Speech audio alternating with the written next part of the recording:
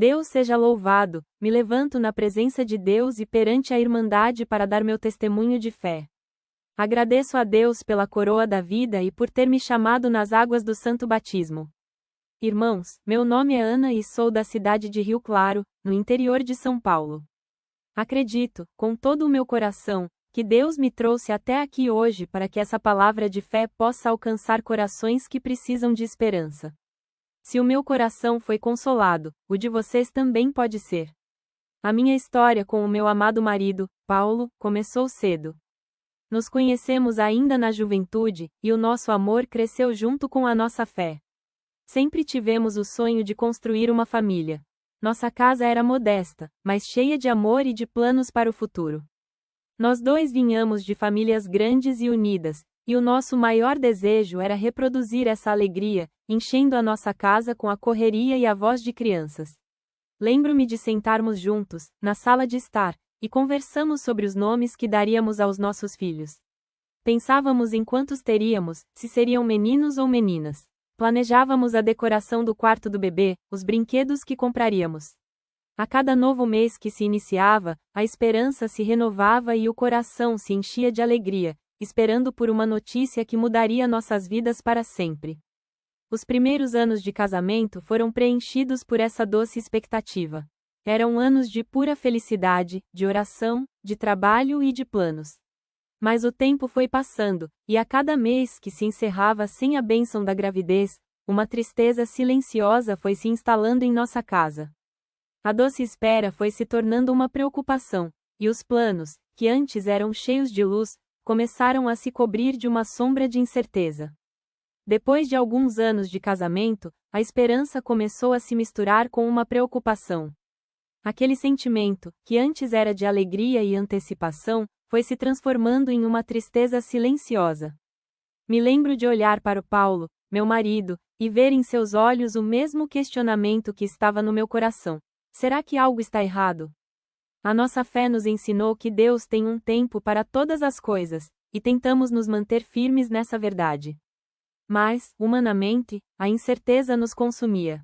As conversas que antes eram sobre o nome do nosso futuro filho, passaram a ser sobre a possibilidade de procurar um médico. Decidimos que era o momento de buscar respostas. A nossa primeira visita a um especialista foi marcada por uma mistura de medo e esperança. Íamos com o coração apertado, mas com a certeza de que Deus nos guiaria em cada passo. Lembro-me de como a sala de espera parecia um lugar de provação. Víamos outras mulheres, algumas já com a barriga grande, e sentíamos um aperto no peito, uma mistura de alegria por elas e uma dor profunda por nós. O médico nos pedia exames, e a cada coleta de sangue, a cada ultrassom, era uma nova expectativa, uma nova oração silenciosa. Os resultados chegavam, e a cada, tudo normal, a gente se perguntava por que, então, a bênção não chegava. Era um ciclo de esperança e decepção. O ciclo de esperança e decepção se repetiu por meses, até que chegou o dia da consulta que mudaria tudo. Depois de uma bateria de exames mais aprofundados, a médica nos chamou em sua sala. O silêncio era pesado, e eu podia sentir o nervosismo do Paulo ao meu lado. A médica, com um tom de voz calmo e profissional, mas que soou como um trovão para mim, nos mostrou os resultados.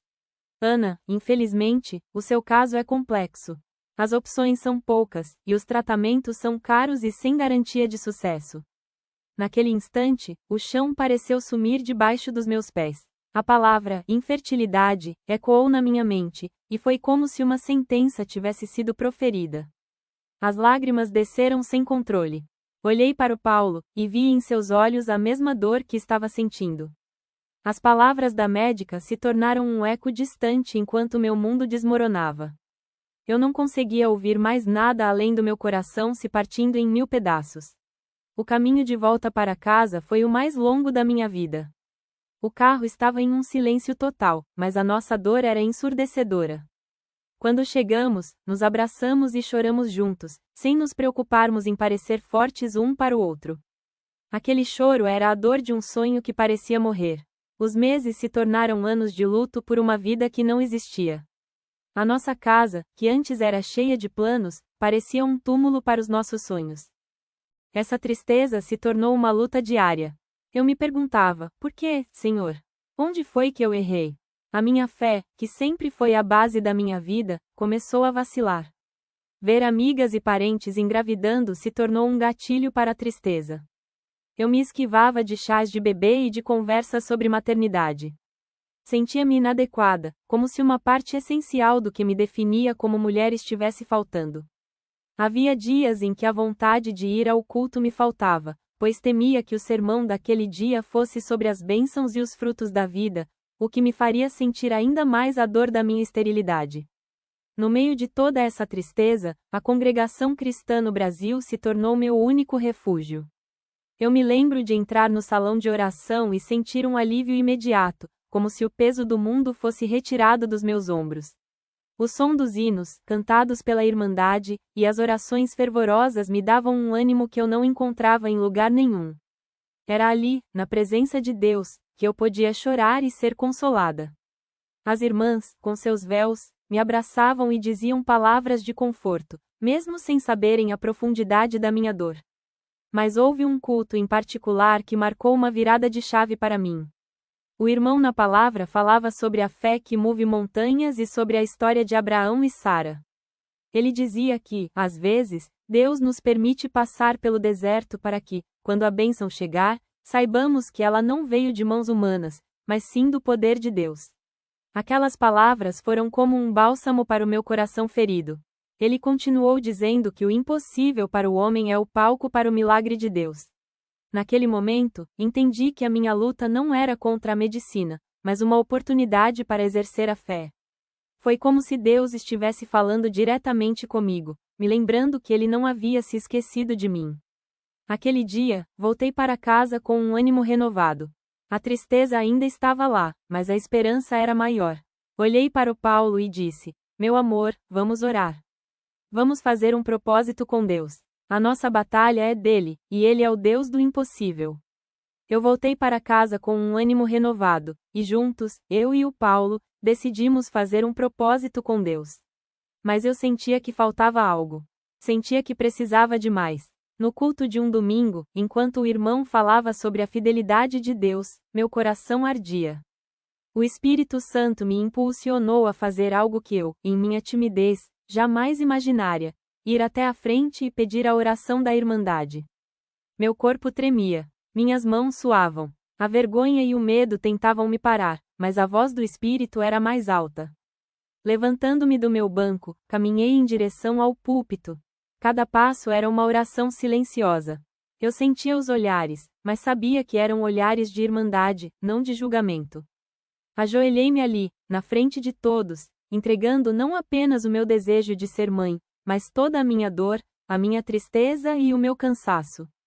O irmão que estava na palavra parou, veio até mim, e junto com a Irmandade, orou. Ele orou com uma autoridade e uma unção que eu nunca havia sentido antes. Ele disse: minha irmã, Deus está te ouvindo. O teu clamor chegou ao trono da graça. Deus não se esqueceu de você. Eu sinto no meu espírito que ele já tem um plano.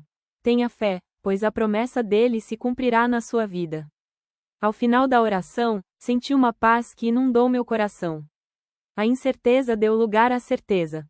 Saí dali com a alma lavada, com a certeza de que a minha bênção estava a caminho, no tempo de Deus. A oração do irmão me encheu de uma paz que eu não sentia há muito tempo, mas o milagre não veio na mesma hora. Os dias se tornaram semanas, e as semanas, meses. Era o período da espera, e confesso que a luta não acabou. A voz da dúvida, por vezes, tentava sussurrar ao meu ouvido: e se não der certo? E se a promessa não for para você? Mas a cada pensamento negativo, eu me apegava à oração que o irmão tinha feito por mim e me lembrava das palavras que ele tinha falado. Eu continuava orando, lendo a palavra e me agarrando ao versículo que se tornou o meu refúgio: herança do Senhor são os filhos, o fruto do ventre, seu galardão. Foi durante um culto de Santa Ceia que eu senti uma inspiração muito forte de Deus. O irmão na palavra pediu para que orássemos pelos enfermos e por aqueles que esperavam uma bênção. Eu me ajoelhei, e com toda a minha fé, pedi a Deus um sinal claro. Não um sinal qualquer, mas um que me desse a certeza de que a sua mão estava sobre mim. Naquela noite, em meu sonho, eu me vi em um lugar de luz, e um anjo se aproximou de mim, segurando um lindo bebê. O anjo me entregou a criança, e o sorriso em seu rosto era tão puro que encheu meu coração de alegria. Eu segurei o bebê nos meus braços, e a sensação de ter aquele corpinho em meus braços era tão real, tão palpável, que eu senti o calor e o peso da criança.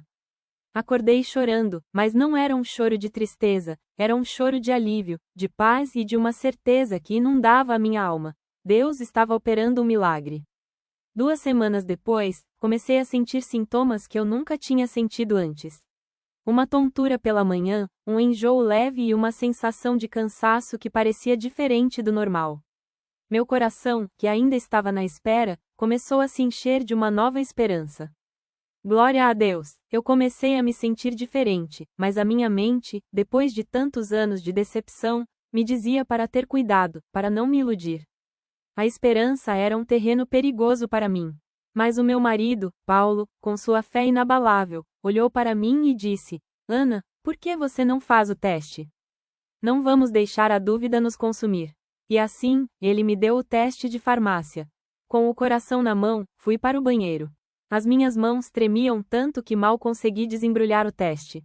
As instruções diziam para esperar 2 minutos. Aqueles 2 minutos foram os mais longos da minha vida. Eu olhava para o relógio, para a janela, para o espelho, tentando me distrair, mas meu olhar sempre voltava para aquele pequeno bastão de plástico. As minhas pernas estavam bambas, e o suor frio escorria pelas minhas costas. Senhor, por favor, me dá um sinal, eu sussurrava, com os olhos fechados. Quando os 2 minutos se passaram, eu respirei fundo e, com os olhos semiabertos, olhei para o teste. As minhas pernas cederam, e eu me sentei no chão. Lá estavam, 2 linhas, o resultado era positivo. Aquele momento, irmãos, foi indescritível. A dor de anos de espera, o peso da tristeza e a incerteza foram substituídos por um choro de alívio e de gratidão. Eu não conseguia acreditar. Abri a porta e, ainda no chão, mostrei o teste para o meu marido. Ele veio correndo e me abraçou, chorando comigo. Juntos, ajoelhamos ali, no chão do banheiro, e agradecemos a Deus por sua fidelidade e por ter cumprido a sua promessa em nossas vidas. Fomos ao laboratório, e o resultado do exame de sangue confirmou. Eu estava grávida. O impossível tinha acontecido. Não era mais uma esperança, não era mais um sonho. Era a promessa de Deus se cumprindo. A minha gravidez, irmãos, foi um verdadeiro presente de Deus. Depois de tanta dor e angústia, a gestação foi abençoada. Eu não senti enjoos, e o meu corpo, que antes parecia falho, se tornou o templo de uma vida que Deus estava gerando. Cada ultrassom era uma nova emoção, e a cada batida do coração da minha filha, eu me lembrava da promessa que Deus tinha feito para mim.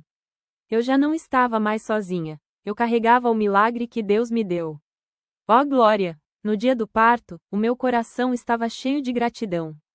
Segurei a minha filha nos braços pela primeira vez e senti uma emoção que palavras não podem descrever.